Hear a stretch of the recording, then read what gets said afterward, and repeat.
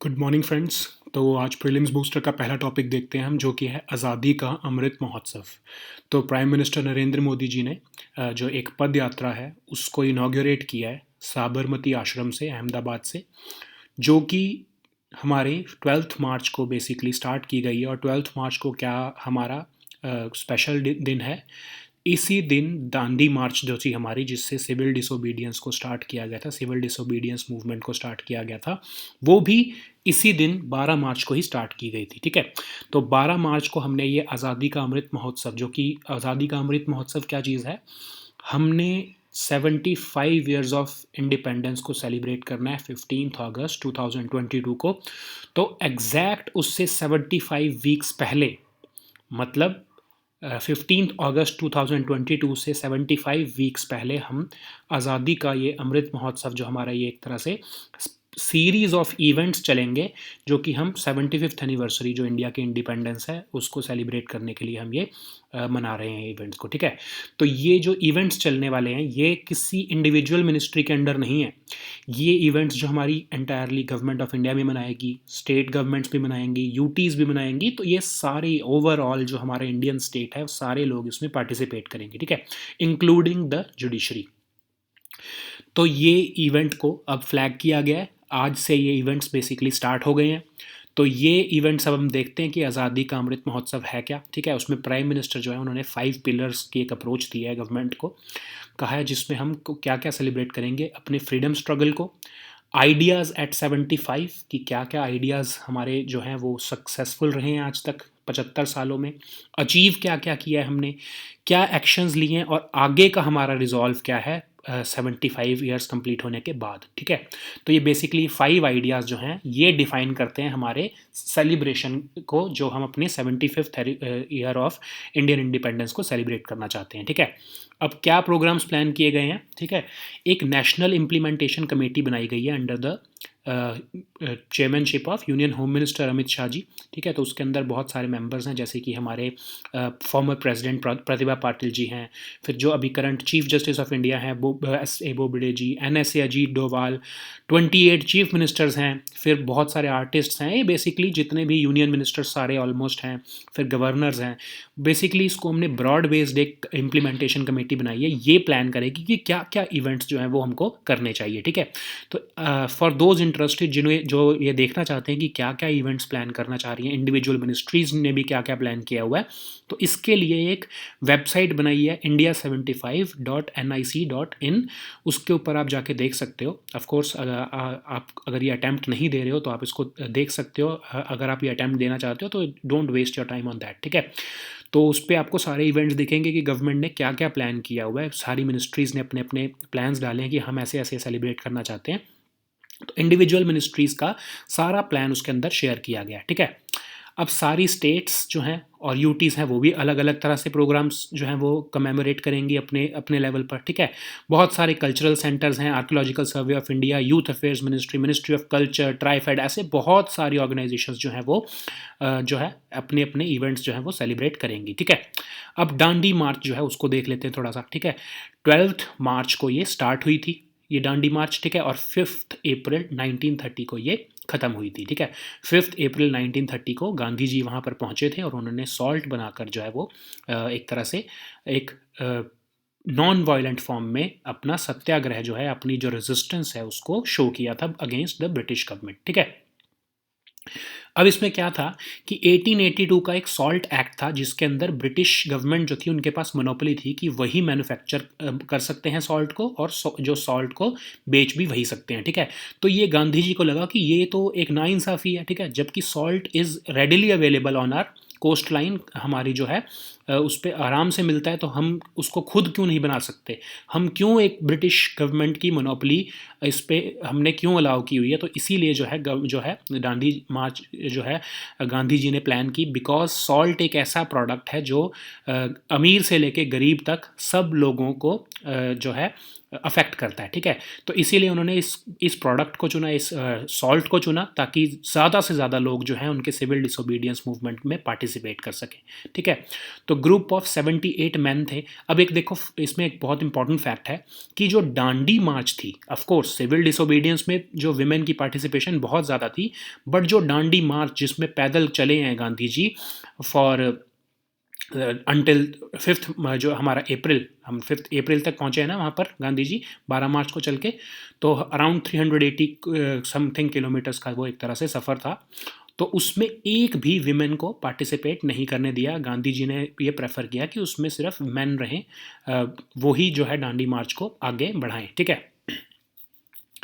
तो 5th अप्रैल को गांधी जी ने वहाँ पर पहुँच के जो है नमक बनाया, और एक तरह से वो क्या सिग्नल दिया उन्होंने कि we have broken your monopoly on salt and you have to take our consent in governance, ठीक है। तो उससे इम्पैक्ट यही गया कि ब्रिटिश को रियलाइज़ हो गया कि कंट्रोल ओवर जो उनका कंट्रोल, एक अनक्वेश्चनेबल कंट्रोल था इंडिया के ऊपर, वो कंप्लीटली अब ख़त्म हो चुका है, और बिना कंसेंट ऑफ इंडियंस जो है वो आगे गवर्नमेंट को नहीं चला सकते, ठीक है।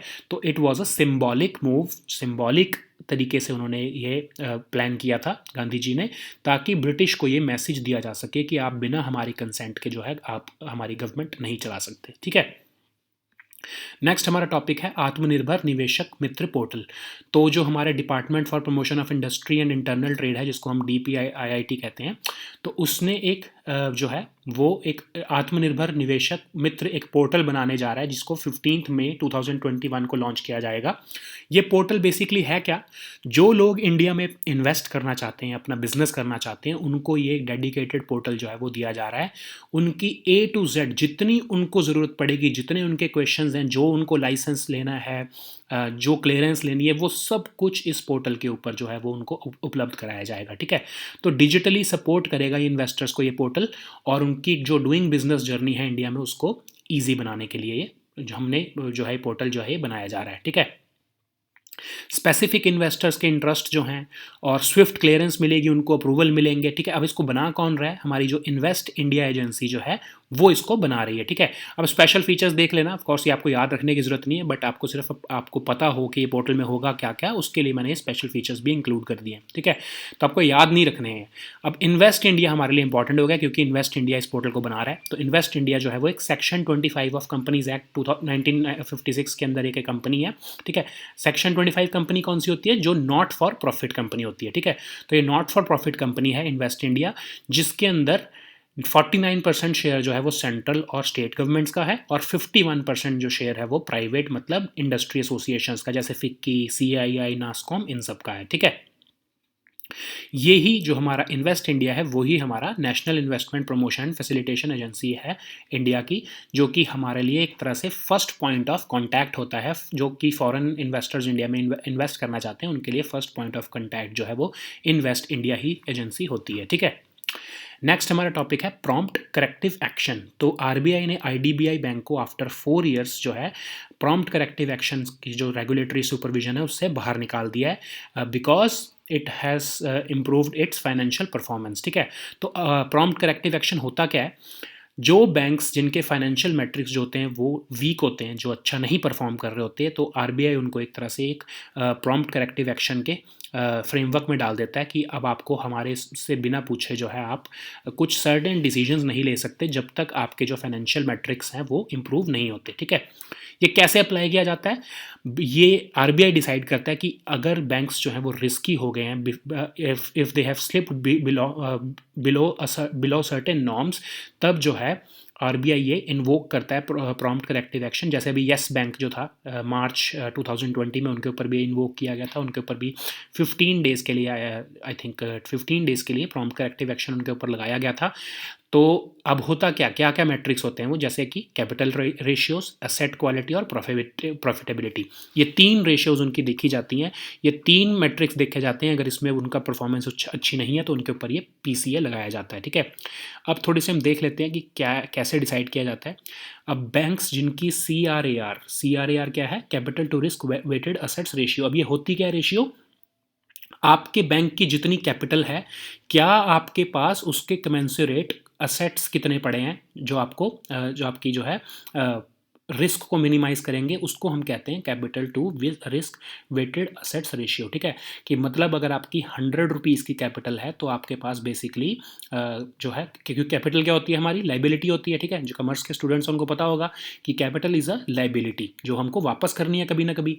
तो आपके पास असेट्स कितने उसके हिसाब से होने चाहिए। अगर 100 रुपये आपने किसी से लेके अपनी कैपिटल बना रखी है तो कम से कम आपके पास, एग्जाम्पल दे रहा हूँ, जैसे इस केस में लगा लो कि 10.25% जो है वो मिनिमम 10 रुपीज़ या 11 रुपीज़ के पास आपके पास असेट्स भी होने चाहिए, सो दैट अगर आपको इंसॉल्वेंसी से बचना है, आपकी बर्बादी से बचना है, आपको अगर अपने दिवालिया होने से बचना है, तो आपके पास सर्टेन जो है अमाउंट ऑफ असेट्स प्रेजेंट होने चाहिए। तो वही जो है वो उसको हम CRAR कहते हैं। ठीक है, तो फर्स्ट कैटेगरी में क्या होता है, थ्रेश होल्ड 1 में क्या होता है कि 10.25% और 7.75% तक का मिनिमम, मतलब मिनिमम 7.75% और मैक्सिमम 10.25% है, तो हम उसको रिस्क कैटेगरी कहेंगे कि वो रिस्क कैटेगरी 1 में है। ठीक है, और सेकेंड कैटेगरी में क्या होगा कि अगर आपके 6.25% से कम है CRAR, 6.25% से ज़्यादा है CRAR, लेकिन 7.75% से कम है।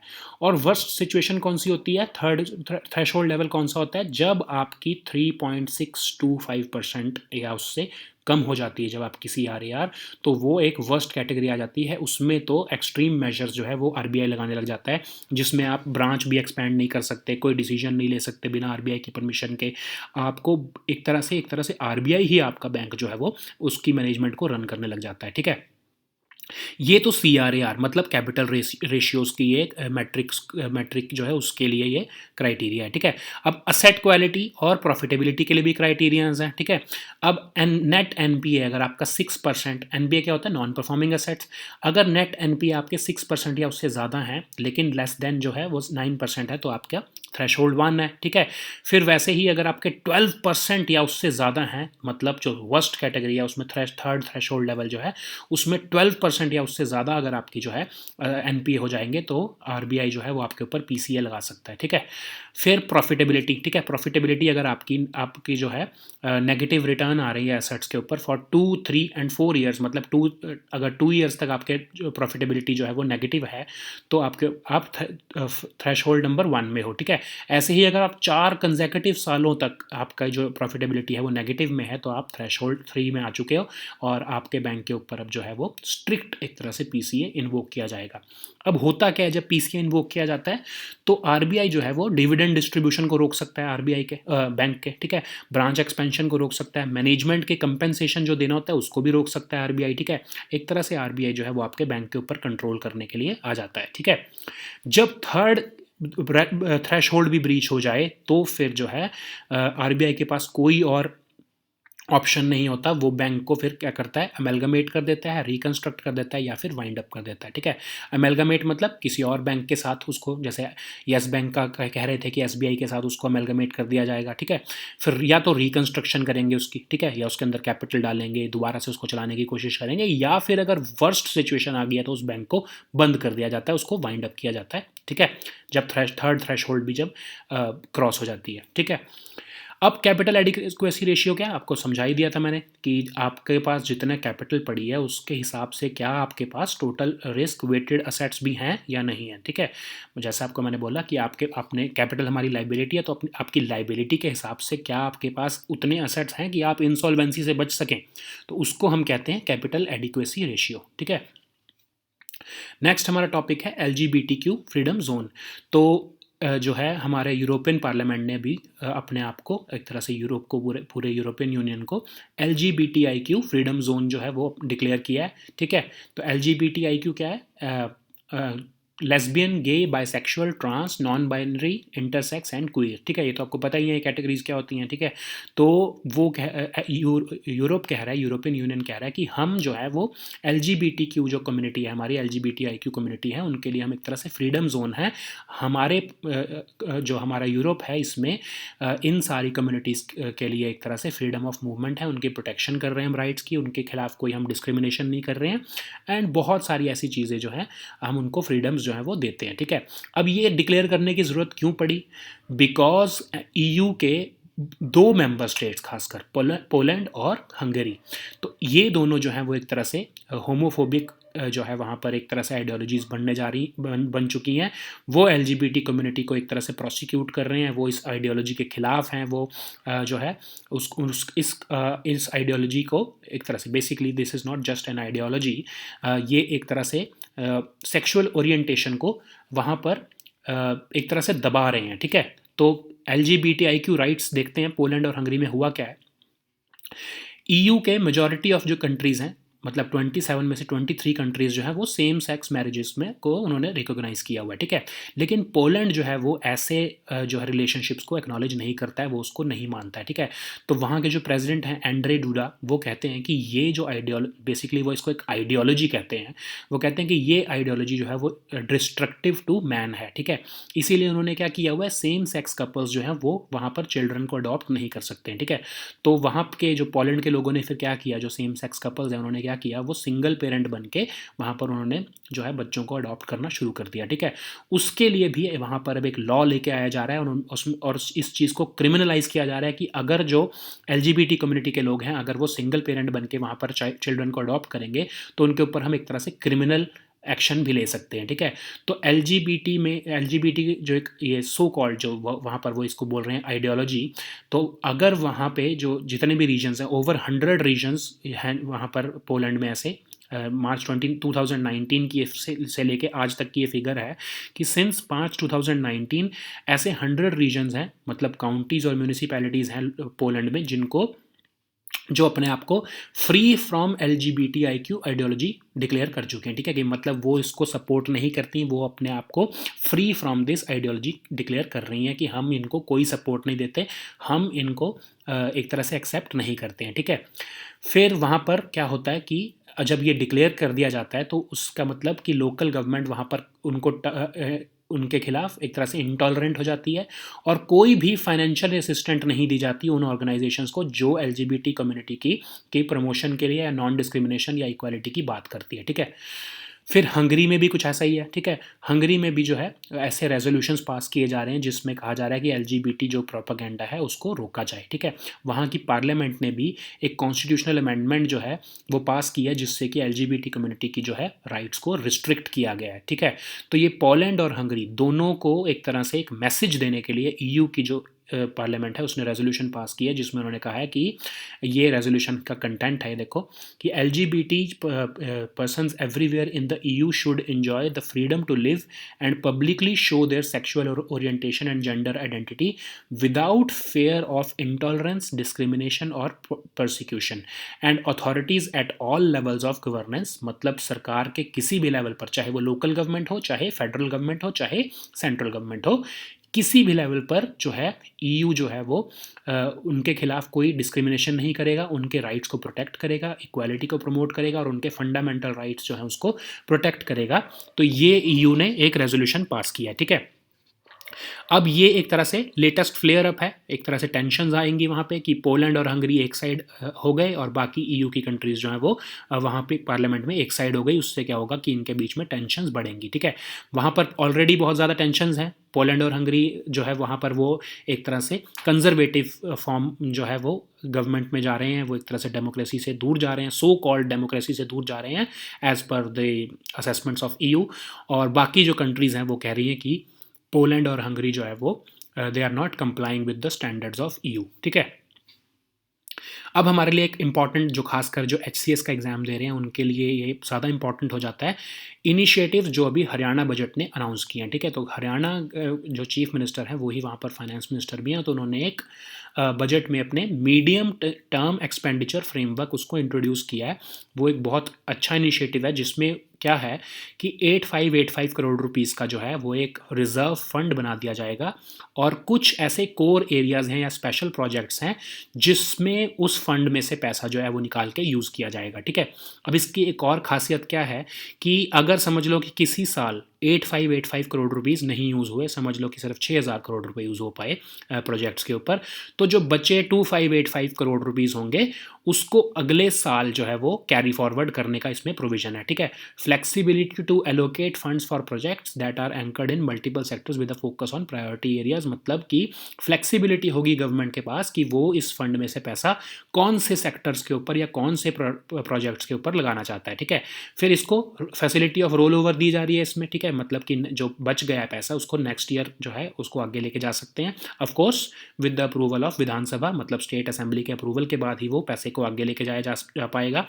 हर साल एनुअल बजट में इसको अप्रूव कराना पड़ेगा एमटीईएफ रिजर्व फंड को, और उस पैसे को जो पिछले साल का बच गया उसको भी अप्रूवल लेना पड़ेगा कि क्या हम इस पैसे को आगे अगले साल में लेके जा सकते हैं या नहीं लेके जा सकते, ठीक है।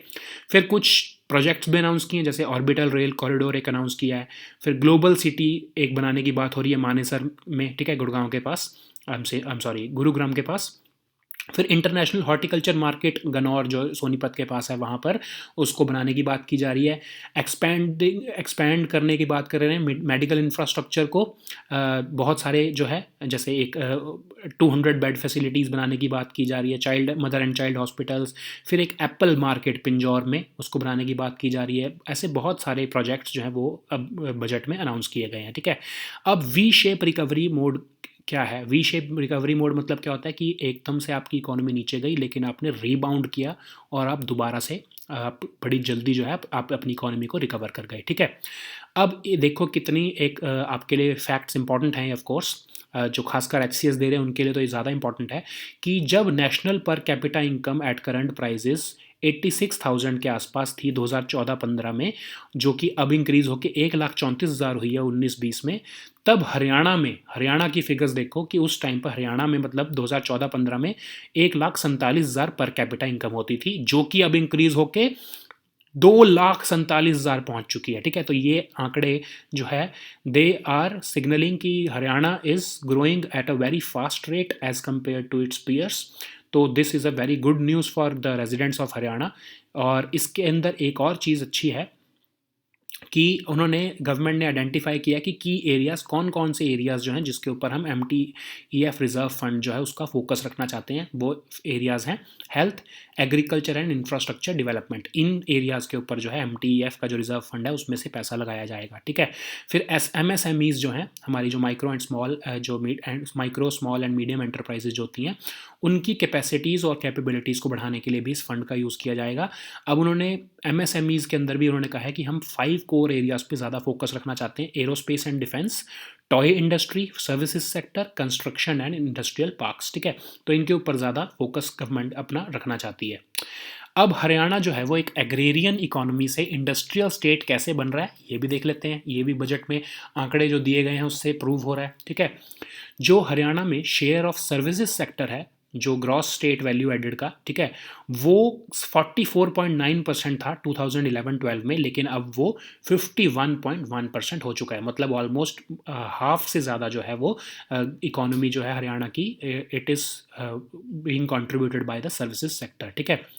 शेयर ऑफ प्राइमरी सेक्टर जो है वो 19.1% जो था पहले, वो अब आई एम सॉरी जो 2020-21 में शेयर ऑफ जो प्राइमरी सेक्टर जो एग्रेरियन हमारा जो एग्रीकल्चर का जो सेक्टर है बेसिकली वो अब 19.1% पर स्टैंड करता है, ठीक है। सेकेंडरी जो हम सेक्टर कौन सा होता है हमारा, जो मैन्युफैक्चरिंग और इंडस्ट्री का सेक्टर है वो हमारा 30% के आसपास पहुंच गया है, ठीक है। और जो सर्विसेज सेक्टर है वो 50.9% के आसपास पहुंच गया, ठीक है।